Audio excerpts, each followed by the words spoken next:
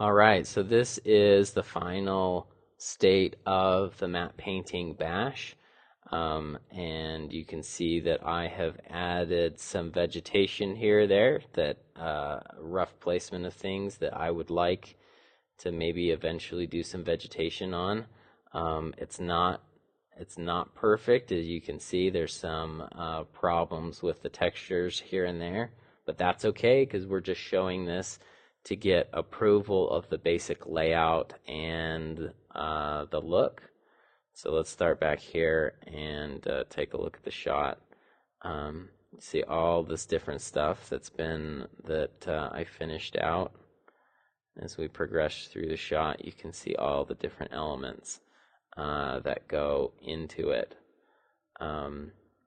So we've reached the first major milestone in the matte painting, finishing the bash, and it's not a far trip to finishing some of these elements. We'll be taking these models into Mari and fixing the textures, and we'll be finalizing all of these different things. So let's take a look at how this thing is all constructed. First of all, you see this card back here. It is actually UV'd. So if I grab this card and move it around, the texture sticks to the geometry because it's not a projection, it's a UV'd object.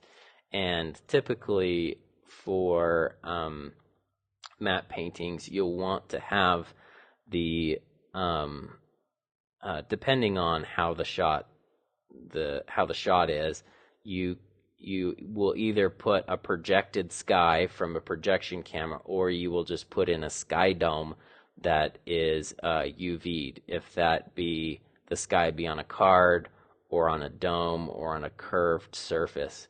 Eventually we will get to the point where we will put this into Nuke and it will be on a dome so that you get some parallax in the sky instead of it just being a flat shape.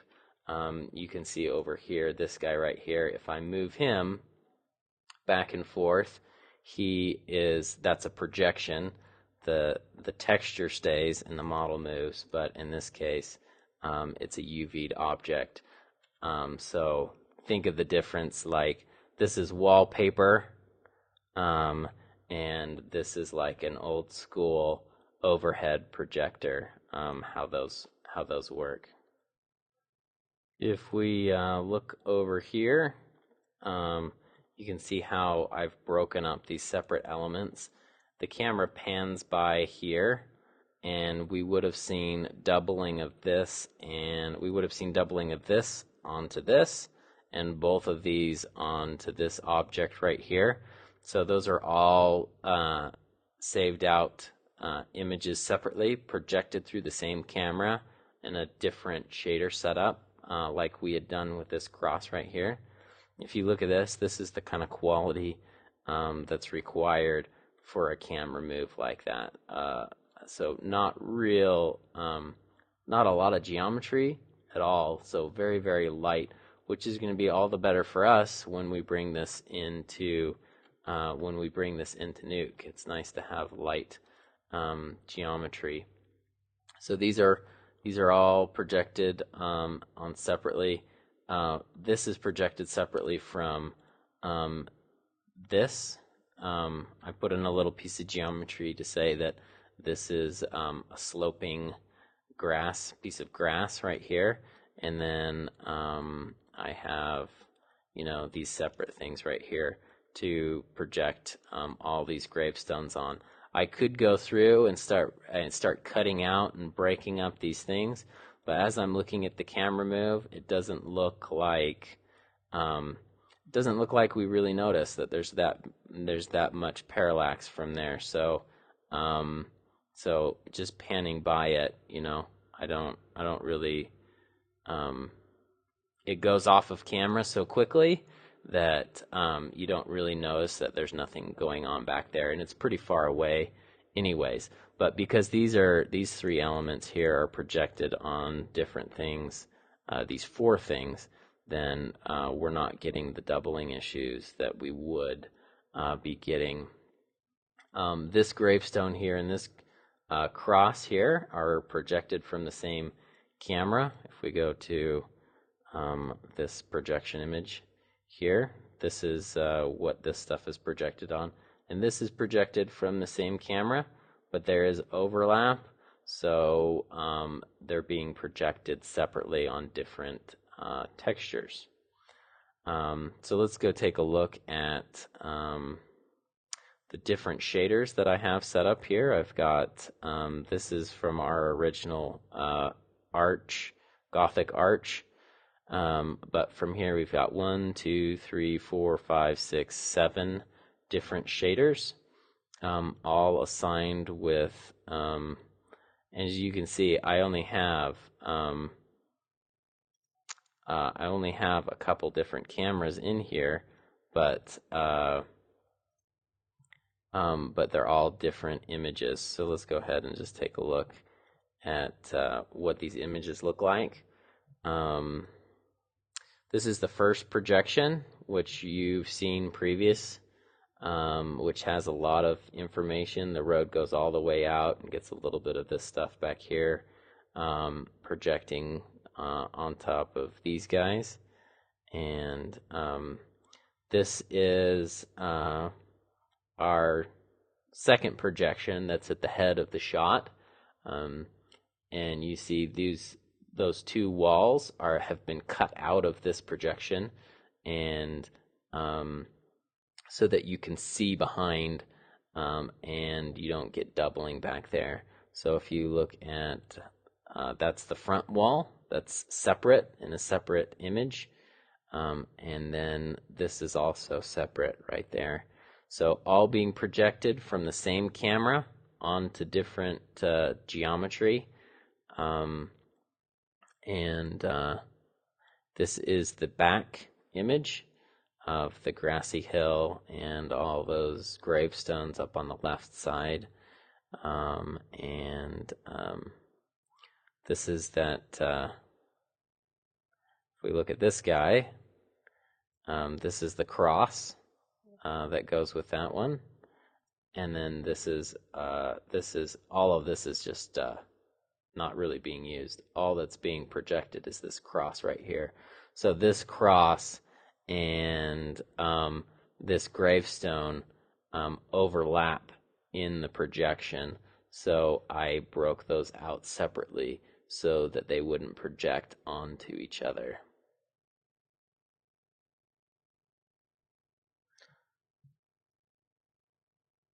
All right, so the moment of truth has happened. I have shown this to the director, not really because I'm essentially the director, but let's say I did show this to the director, and he wants some changes. It used to be overcast, an overcast shot. Now it's a night shot. So we're going to have to relight this for night, put in a night sky, and he wants a light from the center of this Gothic structure to be flickering inside some kind of bowl. This unseen light to be flickering into the environment and to have some interactive lighting. So that's going to be a change that we're going to have to make, and it's going to be night time, so we'll have to relight the whole scene for that. He wants some fog to go in there, and so there's quite, those are some changes that need to be done to the matte painting, but that's not a big deal, like I said, because this is still in its quote-unquote live state, where things can be moved around quite dramatically, and it doesn't really ruin or break your work. So if they hated these things, I didn't spend very much time on those, so I could chuck those and put something new in. If they wanted this to be moved over 5 feet, this whole structure, that would be fine, or push this back into space, move trees. It really doesn't matter because I haven't invested in finalizing the shot.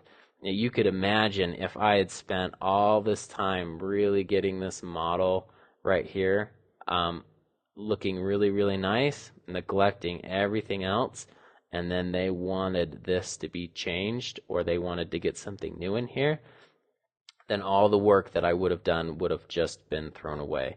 So now that I have basic buy off on the layout of it, and now I'm just changing the lighting condition. We can move forward on getting this thing looking really nice and that feature film quality. And I think this potentially, if you could, in your mind's eye, look at this and say, if this were night and there were fog and some interactive light, all into this matte painting environment, that it would have really quite a nice mood to it and look quite nice. So I'm excited about that. I hope you are too. Let's jump into finalizing and really honing in on this matte painting and making it look really nice.